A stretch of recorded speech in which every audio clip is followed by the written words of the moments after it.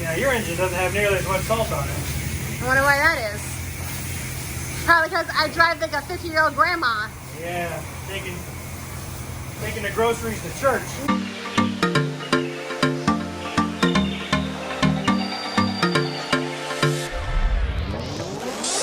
Hey guys, welcome back to Professional Weekenders YouTube channel. Today we're in Bradenton, Florida. We just got our jet skis out of the saltwater, had an amazing day out in the Gulf, and we are going to show you how to clean them like a pro. So if you want to know how to clean your jet skis and make sure that they stay in tip-top quality for as long as possible, then stick around because you're in the right place. So let's go. All right, guys, like Lewis said, it's a bright sun. We have very distinct jobs whenever we come here to clean out the jet skis. My job is to ensure that the lovely machine is constantly fed and that I'm giving this guy plenty of support. I do all the washing. Are you watching me or are you watching yourself? I watch you. All right, so here's the steps. So here's the steps we're gonna go through to get these jet skis sparkling clean. The main thing is they've been in the salt water all day, so soap is your friend. Soap helps clean the salt off. Yep. Soap. Okay. All right, so we're gonna start off with the high pressure soap. Yep. You can start off with the soak. Pre-soak. I think that those are rip-offs. I think they're just trying to get you to spend more money. Okay. Start with the soap. It's got water in it. Electrolytes. All right. Next, we're gonna move on to the foam brush. You don't always, I think if you do the soap in the thing, you don't always have to do the foam brush. But the foam brush is probably good for getting up all those nicks and crannies. Just get a little bit of extra friction in there. Friction's good when you're cleaning. Is all it? Right? Friction's always good. All right. Oh my god. Okay.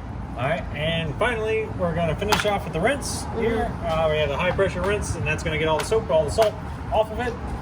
And then, if this also allows a low pressure option, some of these do, some of them don't. Well, it says high pressure rinse, Right. and then they have a spot-free rinse down here. Yeah, that's different though. But if we have a low pressure rinse, sometimes you can just let off it, and it'll still spread a little bit of water. We'll use the low pressure to clean out the engine bay. So just kind of rinse everything in there, get all the salt water off of the engine bay. And then whatever time we have left, then we'll finish up with a spot-free rinse. That's optional, and I just kind of use that to run out the clock from whatever you already paid for. It doesn't really make a big difference because I'm going to put my jet skis back in the water and they're going to get spots on them again. But that's up to you. If you want them looking good in your driveway, do the spot-free rinse. All right, that's it for jet skis. There's also going to be a second part when we get done with here where we have to do at home because this car wash that we stopped at is car wash. It's not a boat wash. So we do not have the ability to rinse out the engines here, which is kind of a bummer. So we'll have to do that at home in the driveway. And then also too will be just soaping up any extra water that still resides when we get home and get these things put away. Don't put them away wet. Yep. All right?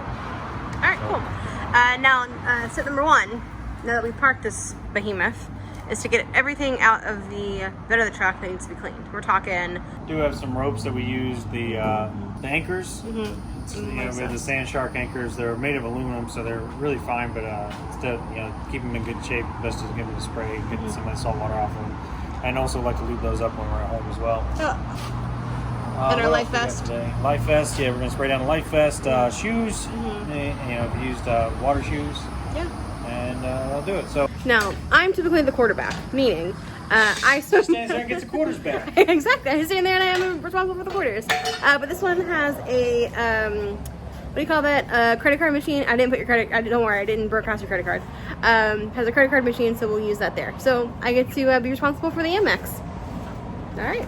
So we have it set to soap, high pressure soap, and I'm gonna give it a swipe.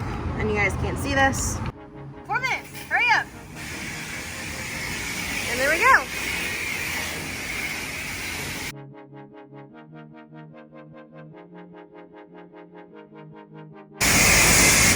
So typically I start from the top and work my way down. I've already done the top of this one, so I'm working my way down the side now. Then we'll get the underneath.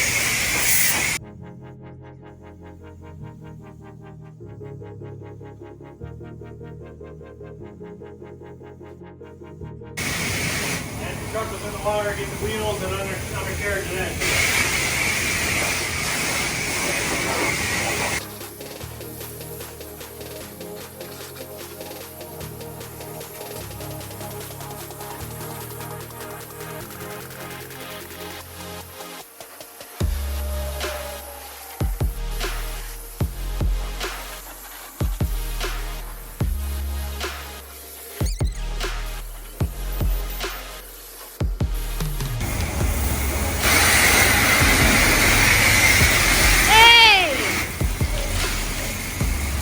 purpose. We're gonna get all the salt water out of the foot well.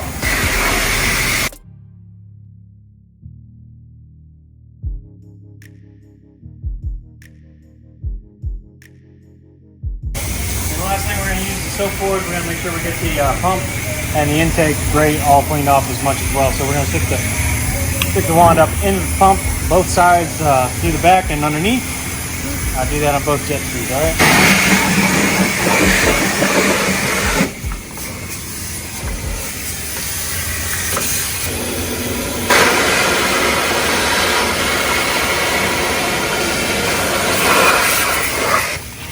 Make sure you get all the way down there to the intake grate.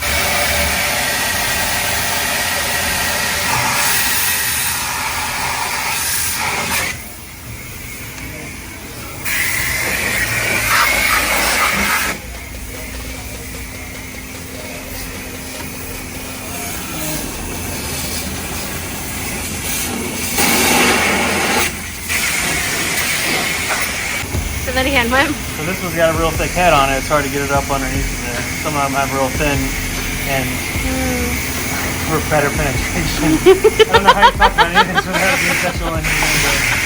All right, good. Let's move on to brush. Filming brush. All right, same sort of idea. We're gonna start at the top, work our way down. Get everything real nice and soapy-like.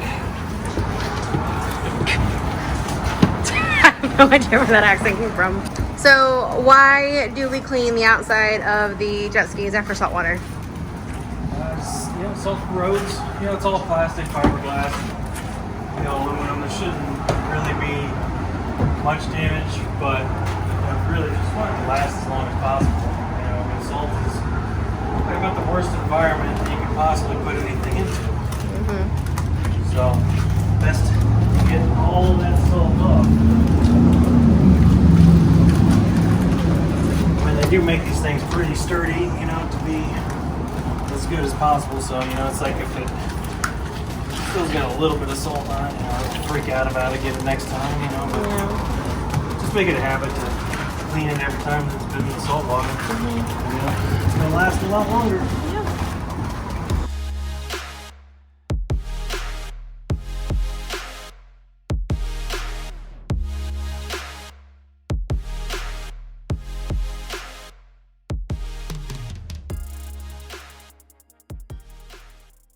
Places to pay attention to. Around the seat tends to trap a lot of salt water. Oh, bro. The footwells, obviously, there's going to be water building up in there. And under the rub rails. Under the rub rails is one place you might not notice because you're going to be above it. But if you don't get up underneath there good, when you get home and park and you leave set for a couple days, you'll see all that salt crystallizing running down the bottom half of the hull. See, I would think it would be under the steering wheel, right there. Never had a problem there. Okay. Oh, the sponsons too. The what? The sponsons. Okay, I said what? Because I don't know what those are. Yeah, those are the fins on the back Oh. Okay. that maintain stability at high speeds. Okay. They like to trap water around them as well, salt water. And oftentimes you see salt crystals forming there. Anything on the trailer you typically hit with the soap? Yeah, so majority of the trailer is aluminum, so it's going to fare pretty well. But special places to pay attention to are the places that are not aluminum. Typically those tend to be galvanized or at least painted steel, so you know, again, you have some protection. But those are like you know, all of your cranks, you know, the trailer hitch assembly, the jockey wheel up front. This has got a swinging arm, so any of that stuff, and also in particular your suspension and your wheels. And why isn't that made of aluminum? It needs to be strong. And aluminum is not strong. Okay, gotcha. So Aluminum is strong, but not as strong as steel. okay. And Lewis just mentioned, make sure you guys check the ratchet straps because sometimes things can settle and shift, especially after you've been driving for a few minutes. So, pro tip, check your ratchet straps. Okay, we're gonna go to rinse right here, high pressure rinse. High pressure rinse. All right, here we go. You got 5 minutes and 45 seconds. It's that low pressure I'm talking about. See how it's low pressure, high pressure? That low pressure is what we're going to use to clean out the engine. Okay.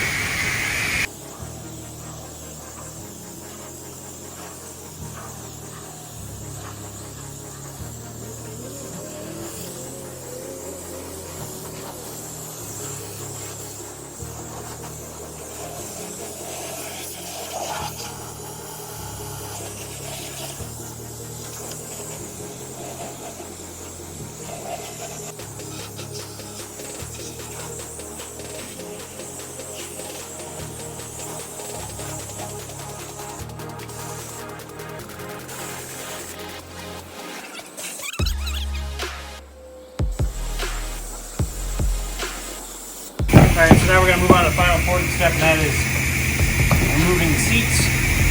And we're going to give the engine bay. Take a look down here. You see all this white stuff that's on the top of the engine? Yep. That's salt. So, that's why it's a good idea to rinse off your engine. And you want to do this with low pressure. Low pressure. Not high pressure. You don't want to damage any electronics or anything that are in here. And high pressure can cause that water to work itself in places it's not meant to be. But these engines are marine engines. They're intended to get wet. So don't be too concerned about getting water all over the thing. Yeah, your engine doesn't have nearly as much salt on it. I wonder why that is. Probably because I drive like a 50-year-old grandma. Yeah, taking the groceries to church.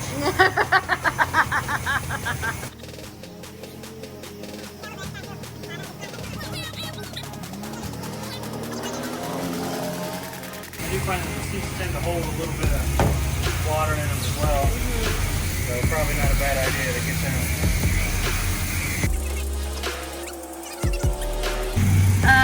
Low pressure spot free rinse. Here we go. This is going to make it shine, make it nice. Get rid of those hard water stains. So, not necessary, but it does make a little bit of difference if you want it to look pretty. Hard water's not going to damage anything. Alright guys, but Lewis is still working on the spot free rinse. So we forgot one last thing that we do is we actually drive the jet skis home without the seats on.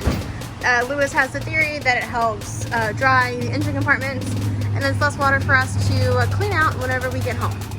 So typically what we do is we lay our beach towels down in the bed of the truck and then we just park those seats right on top of them.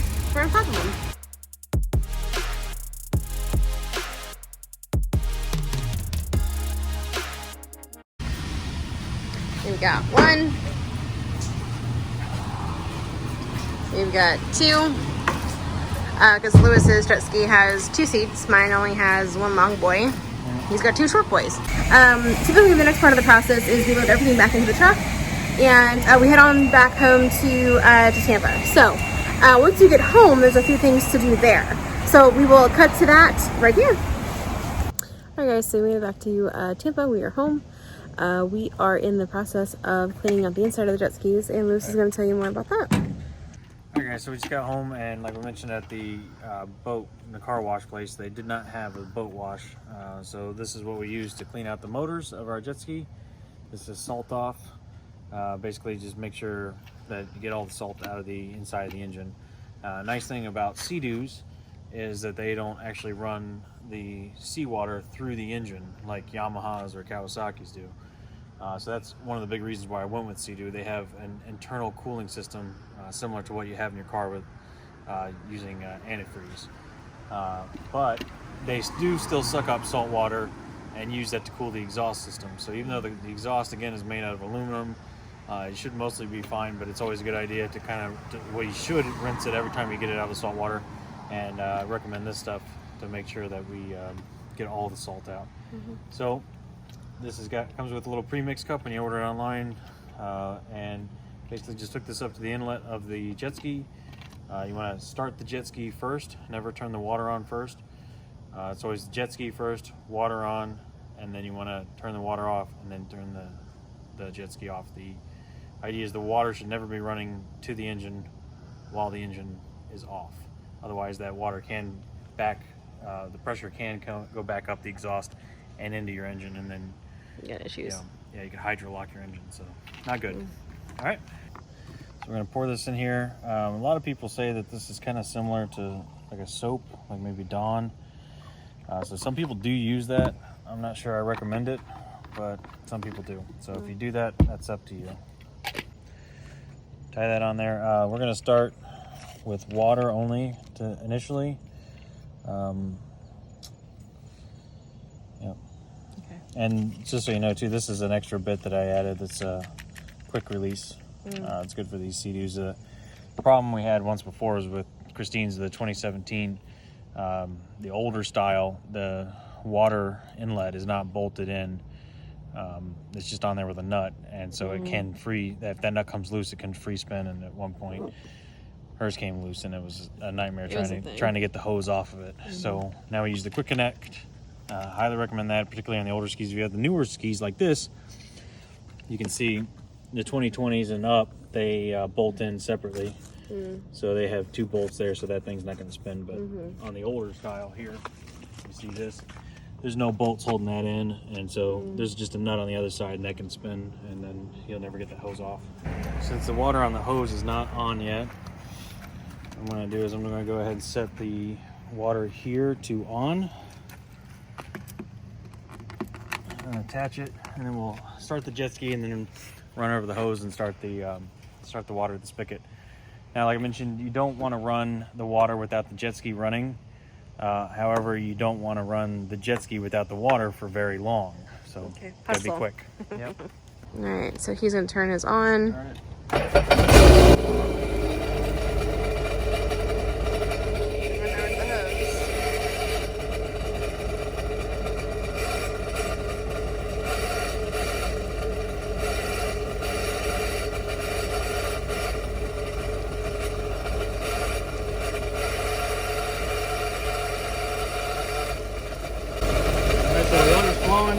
Mixing with the salt off in the cup, and you can see what's coming out. Very kind of, all the suds, very soap-like.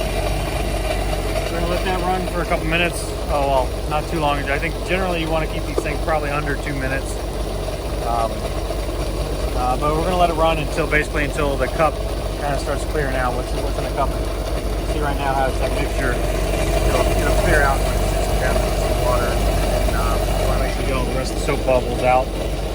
And then that'll be it. All right, so you can see that this is starting to run clear here. It's been on for a while, so we're going to switch it back over to just water only, just to get the rest of the soap that's in there out, the rest of the salt off.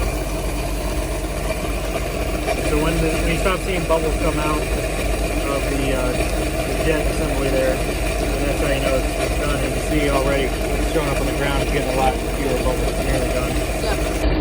One last thing, I just give it a little bit of an extra.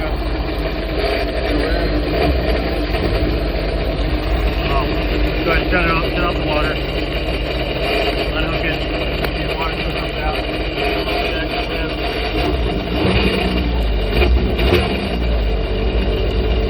Water comes out. And that's it. That's one done. Okay, then repeat on number 2. Yep.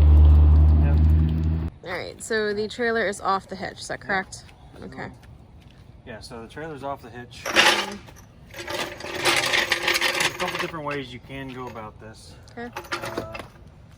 So some people, if you live in a place that has hills, you can just take the hilly road home, and not do this shenanigans. Right, and let the water drain out. But we don't have hills around here.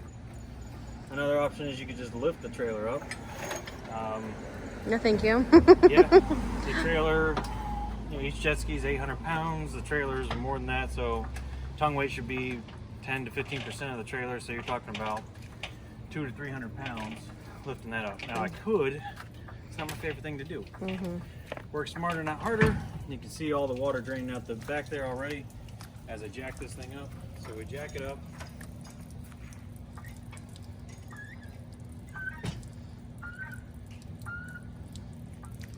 Other options people do is you could just soak the water out with a sponge. I think this is a little bit quicker. Other people use wet dry vac. That's an option as well. This was what works for me. So you do you. How much water do you think actually comes out of there by doing it this way? I'd say most of it. So out of the newer hulls with the Polytech 2.0, these drain really well in this. This configuration. We're gonna get all the water out of this ski. Yeah. Yours, on the other hand, the older style with the fiberglass hulls do not drain nearly as well, and we are gonna still have to get some of it out with a sponge. So probably get 75% of the water out of the fiberglass hull using this method. Gravity. Okay. Yep. Cool. All right, so now we're ready to let it down off the jack. It should slide back and away from the vehicle. So. All right. Good job. All right, guys. So Lewis is backing into the trailer, or in the trailer into the garage, and yeah, now we're going to do my part of clearance. Yep. But as far as cleaning the actual jet skis, next up is getting rid of any water that remains. So on the drive home, I know that there's still some water that always gets left in the footwell, so we'll get that soaked up with a sponge. For the older model with the fiberglass hull, we'll sponge underneath the engine near the rear by the drive shaft and get that cleaned up. And then it's some Sea-Doo lube, and it should be it. Cool. All right, so let's get it done. And this is my job. I take the bucket with the rags and I put them here to soak up the water. Now Lewis says he can get this done in about two to 4 rags. I, on the other hand, because I have small lady hands, and he doesn't have, and he has really strong man hands, takes me a little bit longer. Right? Right. So here's your drive shaft that's coming off the engine. You can see right underneath of it, down here where my finger's pointing, there's a puddle. And that extends up underneath the engine. So what you want to do is get these rags or a sponge or something and stuff it up under there. There's a little gully where the water collects, and that's where you need to get all that water out. Now chances are that's not salt water anymore, or is it still salt water? No, at this point it should be fresh water because we sprayed down the engine. Most of the water that's going to be in here is going to be from when we rinsed the engine. Okay. So you don't really get a whole lot of salt water in there, particularly if you're driving like a little old lady. Hey. I think most of the water that I get in my ski actually comes in through the frunk, where I when I do my hard twists and turns and I, submerge the front end. That's not watertight, and I think that's where most of the water is getting in. Right now I have no standing water in my footwell, and then 1 down, 3 more to go. Right? Yep. We're on Lewis's side now, and he has a ton of water in here. It's gonna take me a lot of rags. Goodness. All right, and so next up, we're gonna protect the engine with a coat of Sea-Doo lube. This is the XPS anti-corrosive lubricant. It's the same stuff that XPS is what they recommend for all the BRP brands. Yamaha have the Yamaha lube. It's just a nickname for it. There's a couple other third-party brands as well. I'm not too familiar with. I just typically always go with the manufacturer recommended one. But it is similar to WD-40, but not exactly. So I do not recommend you do use WD-40 on your engine because WD-40 is not safe for plastics or rubbers. So this, however, this is approved to go on your engine. So what we're gonna do is we're gonna spray this down everywhere on the engine, and that's gonna displace any other water that may be hanging about and protect the whole thing from corroding.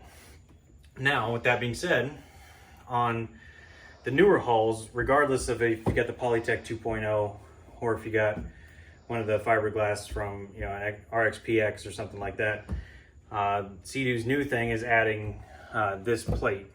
This is one of the things I do not enjoy about the new hulls. I like about 90% of what's going on with the new hulls. This is not one of them.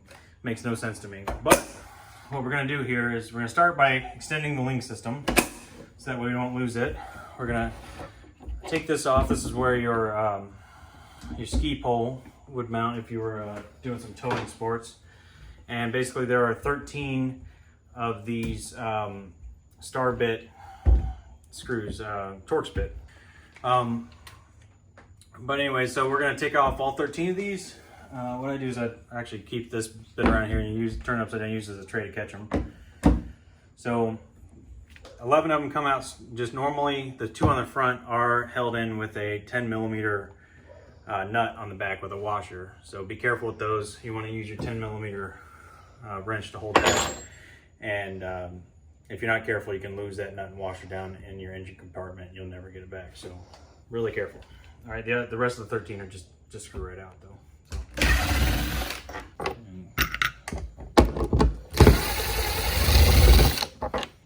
So those 11 are out. If you stick your 10 millimeter wrench down there, you'll feel it. It's not hard to find. So just be careful. You want to catch it when it comes off.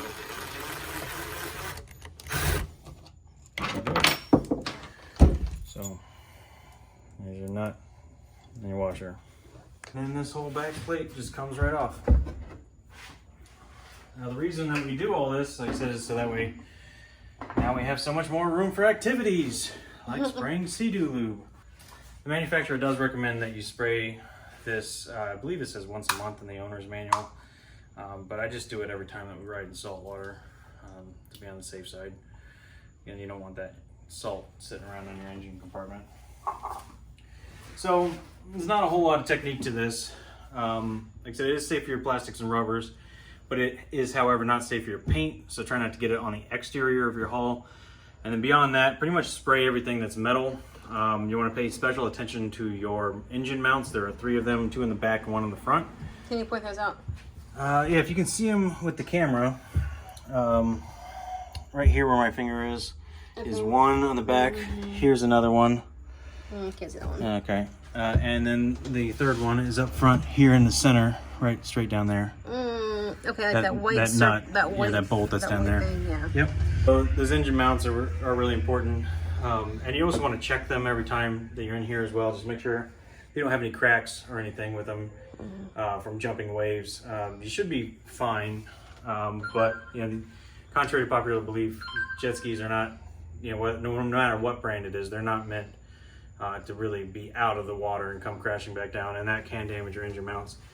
And that's where you run into these issues with, I mean, we've all heard the terms, right? Sink due from the carbon seal failure. I do think that the newer ones are better than they used to be, but however, that's tends to be some of the issues. It's usually improper maintenance from either running it while it's out of the water with no water hooked up to it, or letting it run too long with the water hooked up to it. That's going to burn up that carbon seal, or also just being too rough on it and, you know, ramping off of waves and come crashing down. I mean, this engine's heavy. It weighs a couple 100 pounds, and, you know, objects in motion, right? So yeah, those engine mounts do have rubber grommets on them and everything. It's meant to withstand some of that, but, you know, I wouldn't go too crazy with it. Be smart. Yep. So anyways, inspect them, spray them down with the lube, and spray everything else down that, you know, that's metal as well.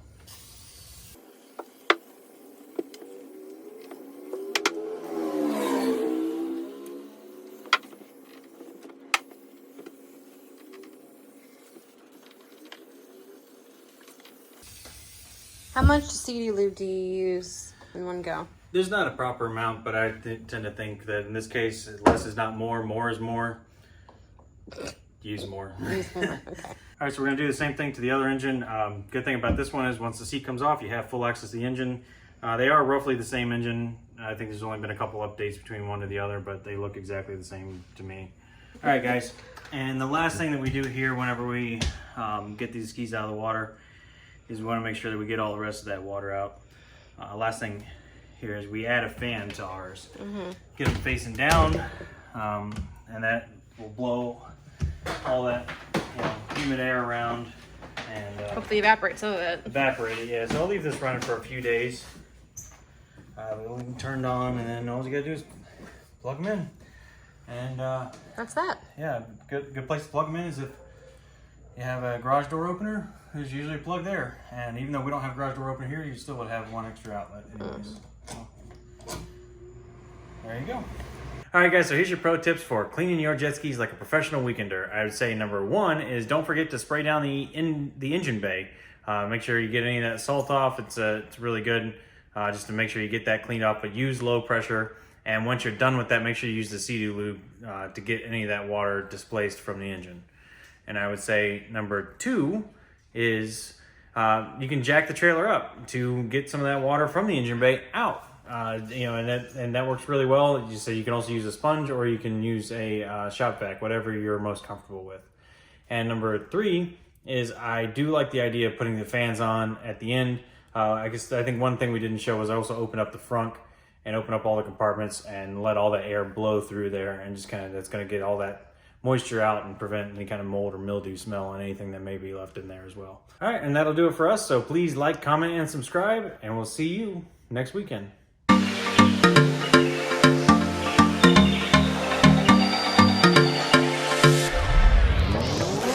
Spread it on. What? Right.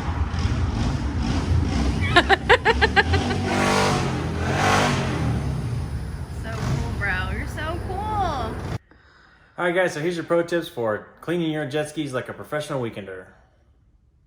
Like a professional. Well, we're not touching. Wow, okay. Professional weekend, yeah. Okay. I can't even remember the damn channel sometimes. He's got a motorcycle, in case you didn't know. All right, guys, so here's your pro tips for cleaning your jet skis like a weekend professional. We're professional weekenders. Okay.